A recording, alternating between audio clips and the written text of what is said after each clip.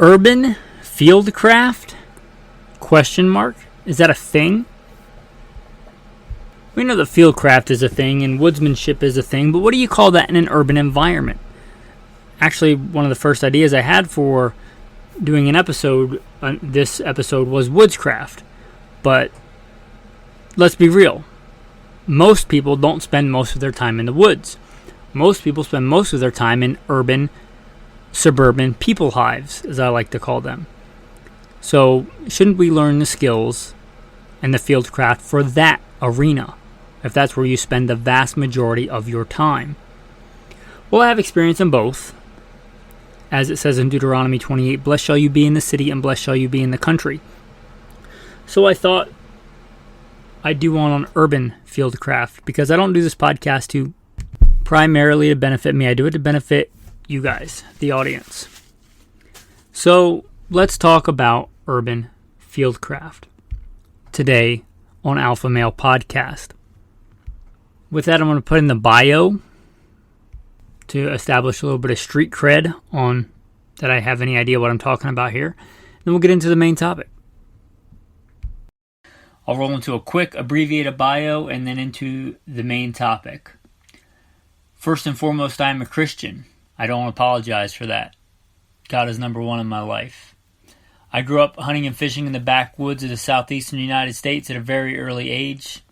Some of my earliest memories are with firearms. I joined the Marine Corps at 17, did a couple of combat tours in Iraq. By God's grace, He got me through that safely. After that, I served as a instructor, an urban warfare instructor and a desert warfare instructor for the United States Marine Corps. I also served with the LAPD, both full-time as a sworn police officer and in some more specialized assignments, as well as serving in the U.S. Army, full-time and part-time National Guard. I've been a FBI firearms instructor, still am an FBI firearms instructor, have been for a lot of years, also NRA certified and some other three-letter government agency certified. I've been a private contractor for a three-letter government agency I won't specify. I've been the commander of a tactical team in a large metropolitan area.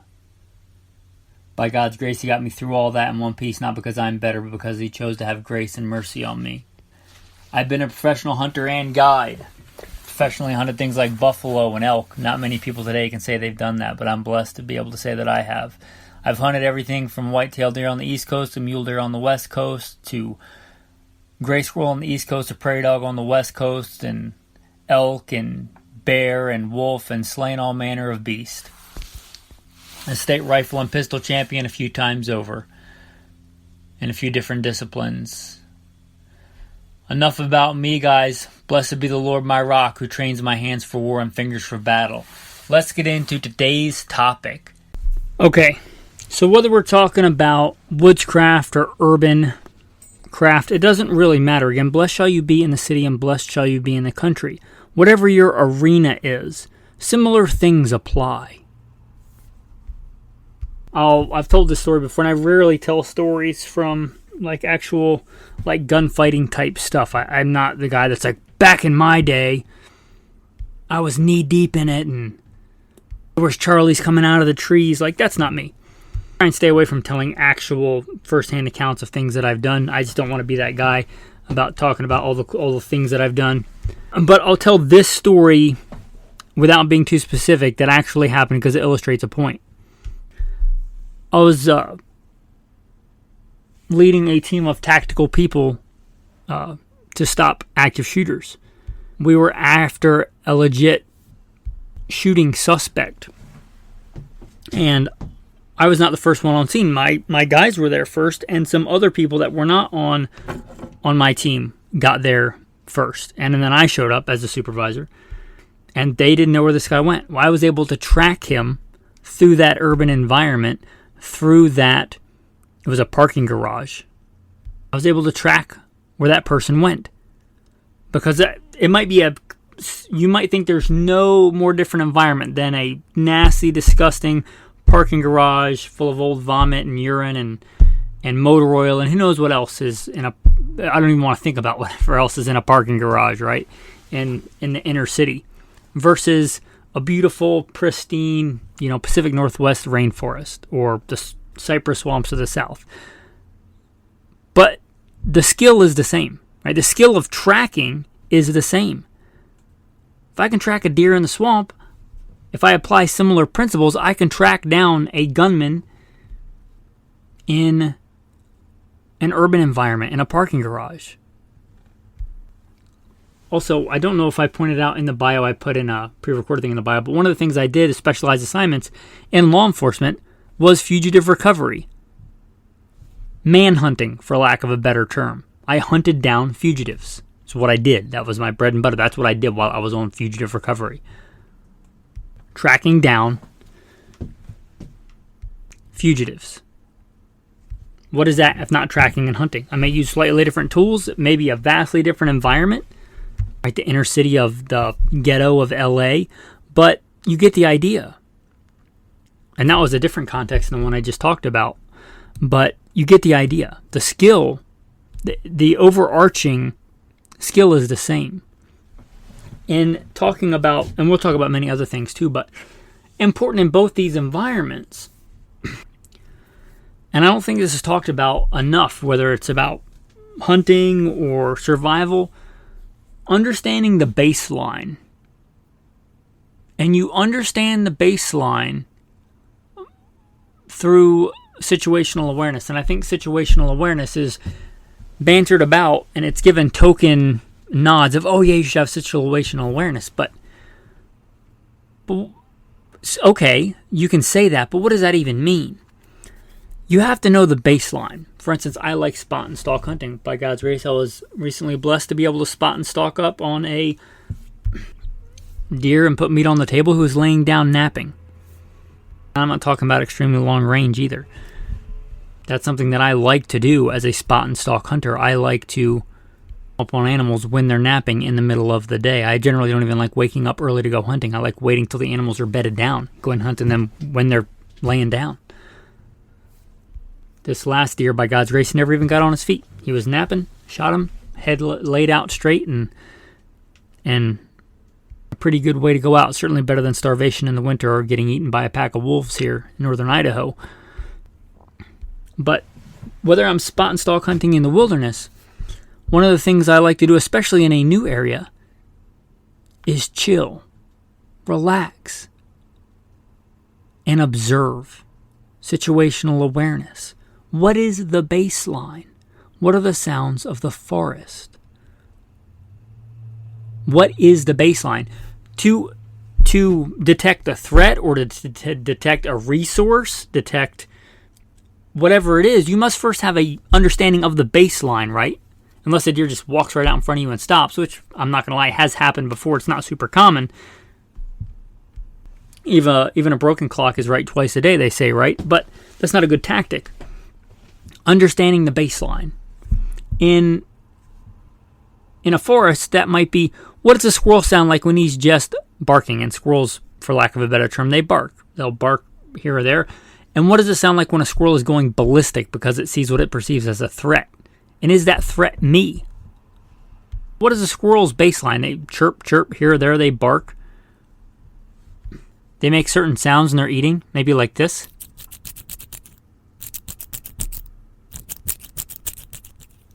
All right? But if they're going crazy, you should know what that sounds like. That's not a baseline. If you're out hunting, let's say, and that squirrel goes ballistic, and you know that it wasn't you that it saw. It's not you that set it off. Is it a bear? Is it a mountain lion? That's important information. That's not the baseline. If you understand the sounds of the forest and understand the baseline sounds of a squirrel walking through leaves, hopping through leaves is more like it, or a rabbit, or a deer, or an elk walking, and you understand that sound, then you should understand if it's running. That's not normal. That's not the baseline. If you hear an animal running, generally, deer and elk don't just, unless they're very young just for playing, they don't generally run unless there's a reason. Is that reason you? Did you just scare everything out of the area? Is your cover blown and you got to go somewhere else? Anyway, I saw this to establish the baseline. This is also important in an urban environment. What is the baseline? right? In an urban environment, or even a suburban people hive, right, the sound of sirens is not uncommon. The sound of hearing sirens go down the road, okay, that happens quite a bit. Pray for the person that hopefully they're okay and they're not injured too bad or whatever. But that doesn't really shake up the baseline. In fact, hearing sirens, depending on your baseline, once a day, twice a day, several times a day, hearing sirens is not that big a deal. Now, if you hear siren, 10 seconds later, siren, 10 seconds later, a different siren, and a different siren, you hear 6 or 7 emergency vehicles consecutively, and you hear other vehicles approaching from other areas. That's not a baseline. That's not normal. You have to know the baseline to know what's abnormal. Like, that's something to pay attention to, right? Are you getting off work? Are you on the freeway going that direction and all these emergency vehicles are going past you? You might want to get off the freeway, because if you stay on too long, you might end up in gridlock traffic and you're going to be stuck on that freeway for 2 hours, right? That's just situational awareness by knowing the baseline and knowing the abnormality of the baseline. Now, that's not going to get you out of everything. You could just have a fender bender right in front of you and you don't have time to make it to the next off ramp. But if you see a bunch of emergency vehicles passing you, it's a good chance there might be an accident in front of you. Maybe get off the freeway and take an alternate route home. Right? That's just a very simple thing. But for that, you have to know the baseline. Now, let's talk briefly about urban camouflage. And this ties in, as so many other things will do, to the baseline. Urban camouflage, despite what you may think, is probably not for you black multicam. If you're on a strike team, on a SWAT team, and you're in full kit, you're probably not trying to blend in, you're trying to break up your outline. So if you want to wear multicam or black multicam, that's cool, but that's not really the scope of what I'm talking about. Urban camouflage. There are 2 different types of camouflage, without getting too specific. One is to make you look like something else. And this is a lot of your hunting camouflage, like real tree or mossy oak. The title is in the name, to make you look like a real tree or to make you look like a mossy oak. But the majority of military camouflage patterns try and not make you look like you, meaning they try to break up your outline. The human silhouette is fairly distinct, even in nature. And I think humans are kind of created to recognize that they're humans. It just makes sense. And that second kind of camouflage, to just break up your outline, to make you look like not you. The opposite of this would be like wearing all black. Wearing like a form-fitting all black outfit. Black pants, black shirt, and standing next to a white wall. Right? This is the opposite of camouflage. How can we take this basic principle of breaking up the outline and apply it in an urban environment so you don't look tactical? Because if you look tactical, that's the opposite of camouflage, because it makes you stand out. The point of camouflage is blending in. Here's a couple of, and not all inclusive, but here's a couple. Hawaiian shirts that are not an obnoxious color. They have irregular patterns. They do make Hawaiian shirts in like subdued colors, any kind of natural tones. Brown, beige, greens, tans, gray, right? And it doesn't scream tactical. It's a Hawaiian shirt with maybe some kind of pattern on it. Or similar thing could be done with paisleys. I'm not really a paisley kind of dude, but you get the idea. Varying size paisleys in random arrays. And again, a subdued color. You probably don't want this in some obnoxious color. But in a subdued color, you get the idea. And again, depending on your environment. Another one, in most places, maybe not, in Beverly Hills, Rodeo Drive, or Madison Avenue, but many other places in many other cities, flannel is not out of place. Right? A plaid flannel shirt. And plaid flannel shirts can be a great way to break up your outline. They're traditionally, before actual camo was a thing, plaid flannel shirts pretty much accomplished the same thing for hunters. They broke up your outline. And it confused the eyes a little bit. Again, subdued patterns. Many animals don't see color, so a black and red flannel shirt works fine in the classic, deer hunting scenario. But we as humans do see color, so get it in a more subdued color, something that doesn't scream, look at me. And those are just a few examples. There's many what I would call camo patterns that don't scream camo patterns. They're not like the old M80, whatever it is, Woodland. The old BDU pattern, the pattern I was issued when I joined the Marine Corps so many years ago. That old Woodland pattern, or the new multicam. They don't look like that, but they're still camo. What you might call like Gucci flage. They're like a designer camo. And, could debate the effectiveness of one camo pattern over another, but let's be real. If it breaks up your outline, it's probably pretty good. So, just think outside the box for the urban camo. Same would apply to a bag, like a gray gym bag or a duffel bag. You throw a dirty jacket on top of it. And probably more camo than the 511 tactical bag with all the molly on it. Not that those aren't good bags. I like 511. But if your goal is camo, unless you're at SHOT Show, you're probably not blending in as well with that as you would with just a regular duffel bag. If you want the tactical stuff, put it inside the bigger bag. Anyway, just some thoughts. And I've done an entire episode on improvised weapons. Maybe I'll do another one for like urban weapons that aren't weapons, but come on, they're really weapons. But I think we'll leave that outside of the scope of today. Another baseline, like how are people dressed? And this is big, especially when I was in law enforcement. Like, how are people normally dressed? What is the baseline, right? If it's Phoenix and it's 110 degrees outside on a nice, cool, brisk day, and most people are running around in shorts and a t-shirt, or at most like jeans and a t-shirt. Then you see a dude in a trench coat. That's not the baseline, right? Why is that dude in a trench coat?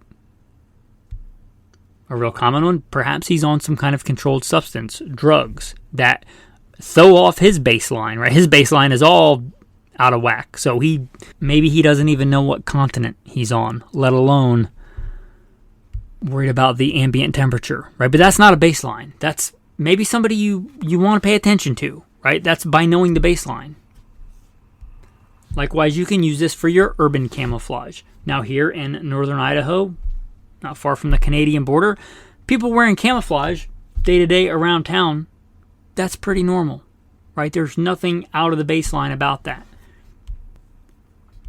Back when I was LAPD, if I was in Beverly Hills, somebody wearing a big hunting jacket, right, on I don't know, let's say Rodeo Drive, right, that's not the baseline. That's out of place.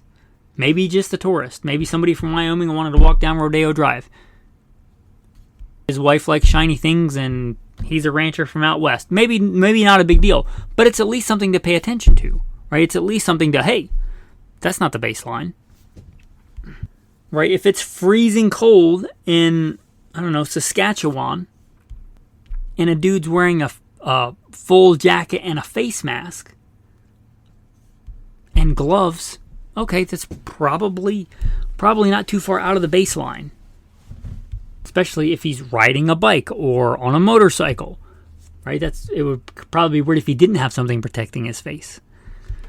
Again, if it's 110 degrees in Phoenix and a bunch of guys with face masks walk into a bank, that's not the baseline. That's not normal, right? Probably don't go in that bank. But to understand what's abnormal, you must first have a baseline understanding of what is normal. What is the baseline? And I don't think that's talked about enough.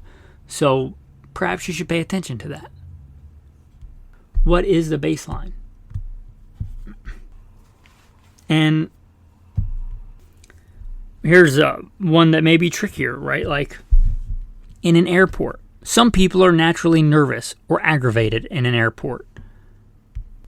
That's not abnormal. Especially a lot of people get really uncomfortable flying. It makes them nervous, makes them frightened.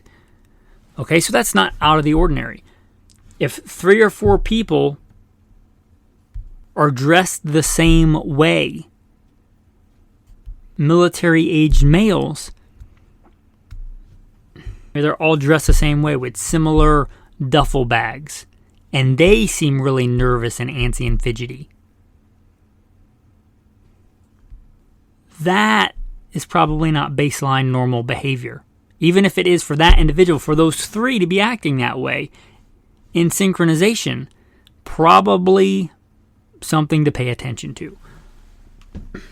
But, and I'll move past this after this, but to know what is abnormal, you must first understand what basically normal is. And likely we could come up with many more examples of that. But let's move on. Whether you're talking about bushcraft in Salmon, Idaho, a really remote place, or southeast Alaska, even more remote, and I've lived in both. Part of staying alive can be finding and utilizing resources in your area. Well, here's one of the good things if you live in a people hive suburbia. Although there may be a higher population density, there's generally more stuff there, so there's more resources there. So resource management, obtaining resources before they become scarce, getting while the getting's good, right? That doesn't just apply when the blackberries are everywhere in northern Idaho. Most of the time in your urban suburban people hive, water, it's not, I would consider it not great water. I don't really trust city water. I try to filter even city water. I would rather drink out of a creek than most city water. But you get the idea that the water that comes out of the tap most days is not completely free because you pay taxes or whatever, but it's basically, for all intents and purposes, free. And it's safe to drink. So when the getting's good, maybe put some in some old soda bottles that are rinsed out and store them for if one day water does not come out of the tap. Because one of the major killers in many disasters, whether it's warfare or natural disasters, is people drinking dirty water. Because they're so thirsty, they just want to drink something. And a lot of disease and bacteria and stuff can culminate in dirty water. So getting the resource management while the resource is abundant, whether it be blackberries or tap water, that applies to both. Blessed shall you be in the city and blessed shall you be in the country. Because although that water coming out of that tap is basically free now, what would you pay for a gallon of clean drinking water if you were in Phoenix and it was 110 and you hadn't drinking water in 2 days? You'd probably give all the money that you had. Right? So while you have the resource, find a way to preserve that resource, whether it's jerkying meat or canning blackberry jam or just putting tap water in bottles in an urban suburban environment. Maybe that's when you're at Winco or, I don't know, what's back east, Fred Meyer, right? And you normally eat canned chili, and canned chili is on sale for 25 cents a can. You buy a bunch of it, and you save it for, what's usually referred to as a rainy day. Resource management, right? That resource is abundant, and it doesn't take a lot of resources to get that resource, so collect it while the collecting is good.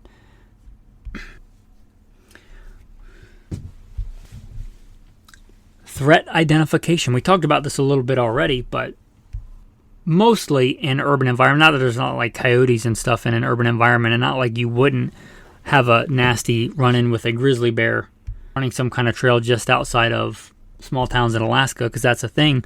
But mostly in an urban suburban environment, your threats are going to be bipedal, two-legged. And I'm not talking about Bigfoot. I'm talking about other human beings. The deadliest predator on the planet. Threat identification. Is this person a threat? Right? I had more than a few run-ins with bears. I've harvested more than a few bears. I've hunted more than a few bears. There's a very different behavior in a bear that's, we just talked about blackberries, going around getting fat for the winter for hibernation, eating blackberries, than a bear that is coming up on me, than a mama bear that's snapping her jaws at me. Right? I've been there. That's a very different behavior. That's a threat. That's threat ID. Right? If that bear just eating berries or apples or whatever, getting fat for the winter, eating an old dead deer carcass or whatever, it probably doesn't even care about me. As long as I don't go up to it and mess with it, there's not really anything I have to do. Going back to an example we used with that guy in Phoenix has a trench coat on and he's just blabbering, drooling, sadly. You might want to call for some medical attention or something for him, but he might not be a threat to you at all. Just keep your distance. Now, if we go back to that mama bear snapping her jaws at me, she's a threat. Right? She is a threat to me. I will treat that bear far differently than the bear walking around eating apples. You go back to that guy in the trench coat, if he's swinging around a crowbar, smashing it into stuff, and he starts walking towards you, he went from being, let's say, abnormal to being a threat. Threat ID. That's a real obvious one. What about, and I'm a big advocate of keeping your gas tank more than half full so you don't have to put yourself in this situation like going to a 7-Eleven late at night on your way home when it's dark. But let's say you're in that situation, because we probably have all been in that situation a time or two. The person that walks up to you, and this is a much harder situation, but the better you get at reading people, the better you get at these urban survival skills, for lack of a better term, you might be able to tell, is this person a threat? And I'm all about helping people that need help, but is this person, do they need help or are they a threat? Like that person coming up to you. Are they trying to approach you in a way where you obviously see them? Or are they staying in the shadows around the corner of a building trying to get close to you before you see them? Right, that's where situational awareness comes in. Like if somebody just wants money, they're probably going to walk up to you well in advance so you can see them, so they don't startle you. If somebody looks like they're trying to get close to you without you noticing, that's more of a threat behavior, right? There's no advantage to them if they're trying to get $5 to put towards a fifth of liquor by creeping up on you. And in fact, probably bad to their end goal. If they're viewing you as prey and they're the predator, it behooves them to get close to you before you notice them. So what is their behavior, right? What is their body language? Just like you can read the body language, you should, and we're inherently, I think, blessed with the ability to read other human body language, right? Just the ability to read eyes. The amount of facial expressions that humans can make. And many times you can say whatever you want, but the face and the body language,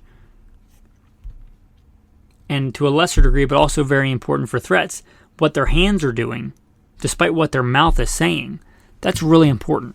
That's absolutely an urban survival skill. Absolutely. Urban fieldcraft.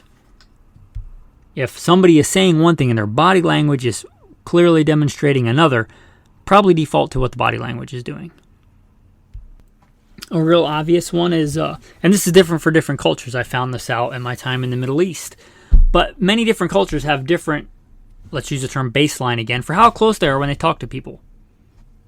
Greetings are different. The proximity at which people talk are different.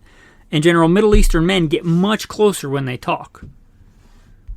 But here in the Western world, in America, generally arm's length or double arm's length. If somebody's approaching you that you don't know, right? If somebody's walking up to you at a gas station, let's just stick with that, there's an appropriate distance at which they would say, hey, sorry to bother you, but I'm out of gas. You've probably heard that before.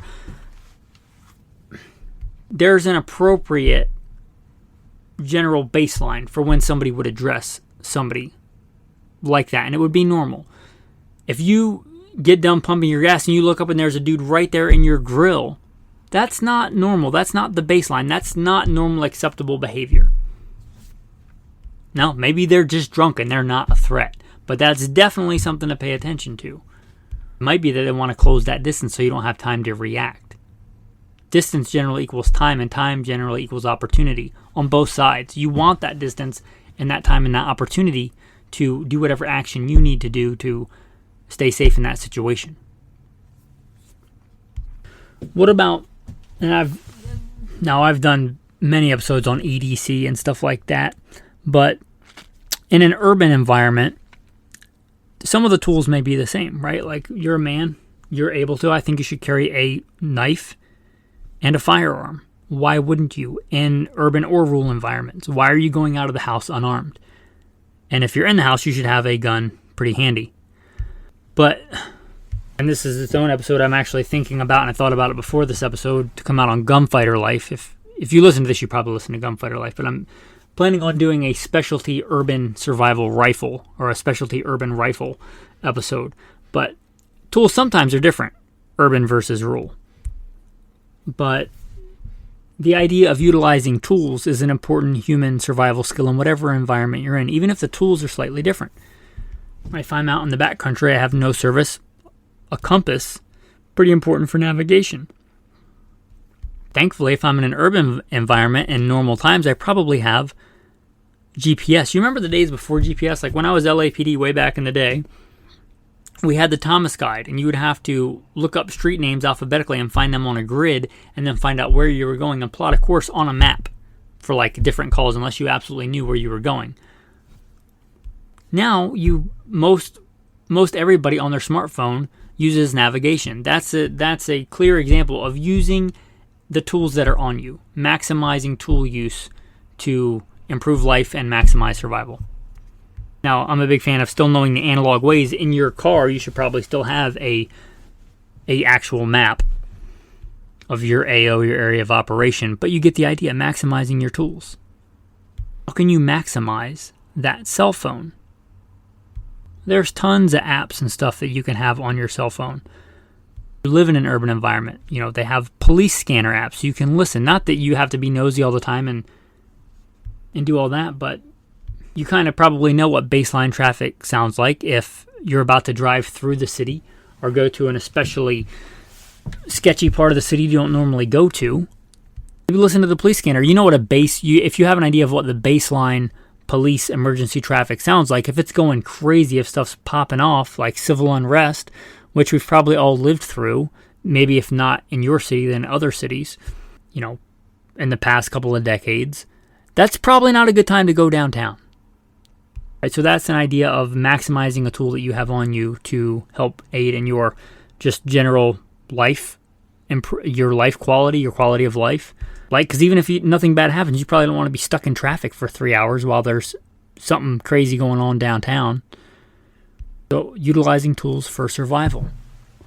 Another one, many people commute from the city to their bedroom community, their suburbs, their people hive where they live, which means you probably have a several £1,000 resource, a vehicle, that you can more maximize for whatever. Having those resources in there. Having a simple one, water. Usually free, right? And some kind of container that's not going to bust if it freezes or whatever. Probably some spare water. Some spare fluids for your car. Some extra oil.